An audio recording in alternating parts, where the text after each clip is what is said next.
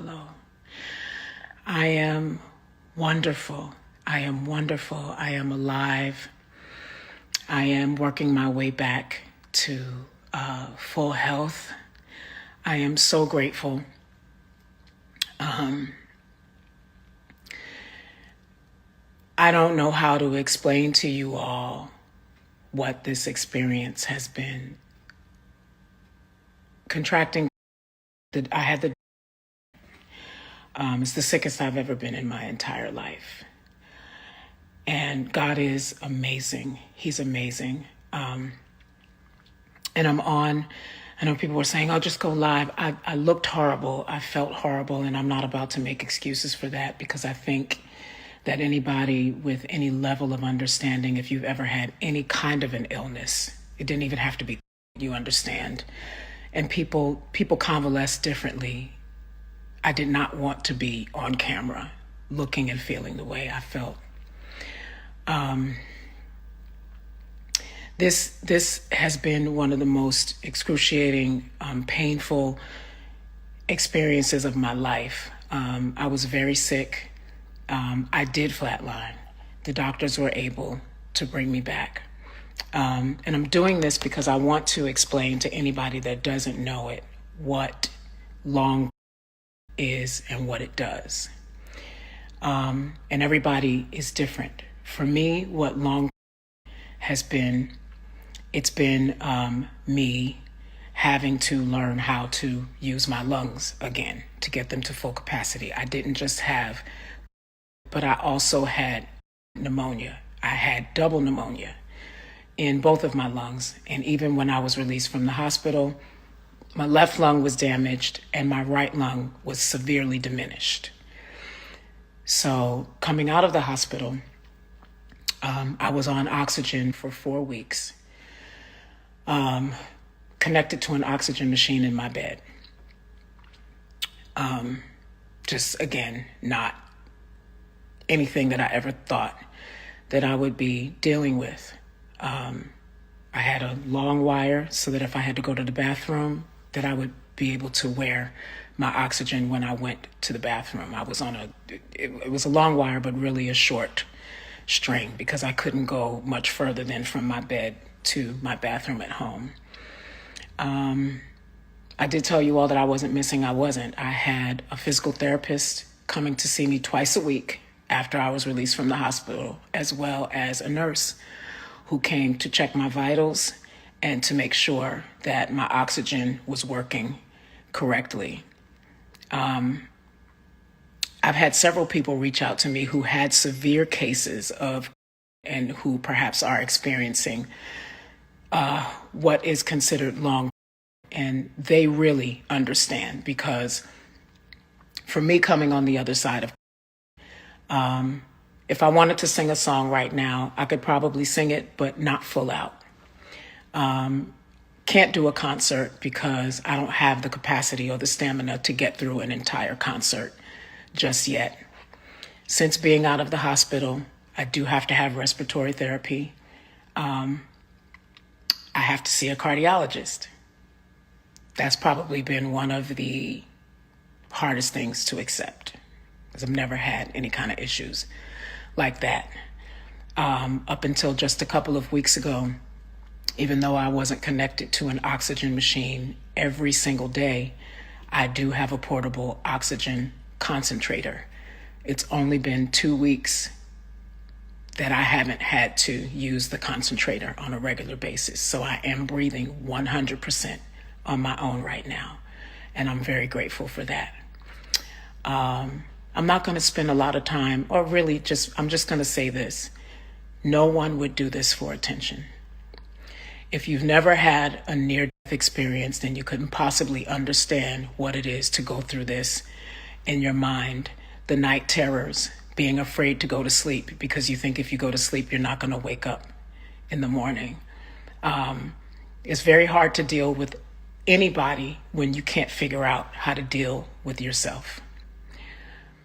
And that's all I'm going to say about that.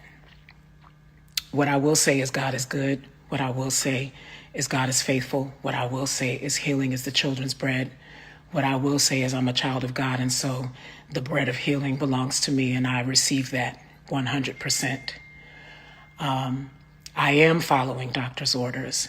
I am following up with several doctors, respiratory therapy, a cardiologist, a hematologist. There's a lot that happens when you come on the other side of it after having a case as severe as mine. But I am fully persuaded that not only will I be back to 100% Kelly, talking to you guys often on social media, but back not just on a stage, but in a pulpit too, in sittings and seatings where I can talk to people and give this new part of my testimony of how God allowed me to escape death and gave me another opportunity to either make right what I haven't had right before or do what I haven't had a chance to do yet.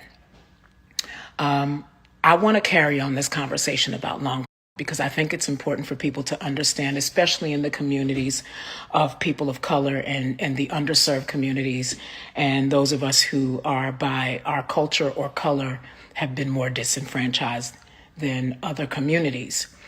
So many people have reached out to tell me about their long stories, their experiences, their ICU experiences. And I want to talk to you. So this really is just me going on the record of saying, if you have had this experience, if you have been caring for someone who had an extreme case of, or taking care of someone who is experiencing long because of their symptoms after coming out of the hospital, if you are in fact that person, I want to talk to you because I feel like we need to educate people, on what that's like. The fatigue is real. Fog is real. I suffered from short-term memory loss. I literally have sat in one spot at points in times, and it's taken me an hour or two to figure out how to do things that I would normally do on a daily basis because I couldn't figure out how to put the pieces together to get it done. I was in the hospital and too embarrassed to call for the nurse to assist me to go to the bathroom, and just sat there and had to tell myself, Kelly, it's okay. Call the nurse. That's what they're here for. God bless the nurses. Thank you to everybody that was a part of my team who assisted when I was in the hospital, those who came to take care of me when I was released and had to convalesce at home, the nurses, the physical therapists who came, the ones who helped me walk again, to teach me how to hold my weight up on my own legs. All of that is real. And if you've never experienced it again, just pray that you never have to. I am a miracle. I don't look like what I've been through. I know that the road ahead of me is intense, but there's nothing too hard for God. I am not a Bible thumper. I am not perfect, but I am a child of the King, and I do believe that if I am still here, it's because there's a work that I have to finish that I haven't done, and I believe that God spared me so that I can do it. So my goal is to do everything it is that I need to do so that I can get better and do what I was born to do. It's bigger than a song. It's bigger than a live. It's bigger than an IG post. It's God, what did you send me here for? And that's my focus. And I'll say it again, to those who get it, thank you. And to those who don't, thank you. Because I'm not here for anybody other than what God sent me here to be here for. And that's my focus. That's my focus. I've said it to several people. A Kelly does nobody any good. A severely incapacitated Kelly does nobody any good. A Kelly who is so afraid of that she can't live does nobody any good. So I thank God. I thank God for my doctors. I thank God for my husband, who, while he was so sick with himself, pretty much disregarded what he needed to do for himself to make sure that I was okay, to make sure that I had my medicines when I was supposed to get them, who spoke multiple times a day with my doctors to make sure that when he was in the house, that he was administering them on time, in the right doses. I don't know anybody and any explanations about that, but I do know that if I didn't have that, that it's very likely that I wouldn't be here right now. So, husband, I am grateful for you. You are amazing. And for anybody that doesn't know it, then too bad for them because I know exactly who you are. And thank you. He worked very hard to keep me healthy and to keep me alive while he himself was sick. And so I'm grateful for that. Guys, I love you. Please, I'll say it again to anybody who has experienced long, whether it's you as a caretaker or you who has lived through it. I want to hear from you. Please send me a message. Let's have the conversation so people understand what this is really about.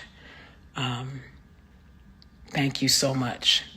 This is for you guys. Thank you for your prayers. Thank you for your well wishes. Thank you for the love. Thank you for all of it. I'm working hard every day, and me and the doctors are getting it in because I won't be satisfied until I'm not who I was before this, but better than I've ever been as a human, as a person. All of it. It's not even about a song. It's about being who I was called to be, being who I was born to be. And that's my goal. That's my goal. So I hope you guys have had an amazing weekend and a great Sunday.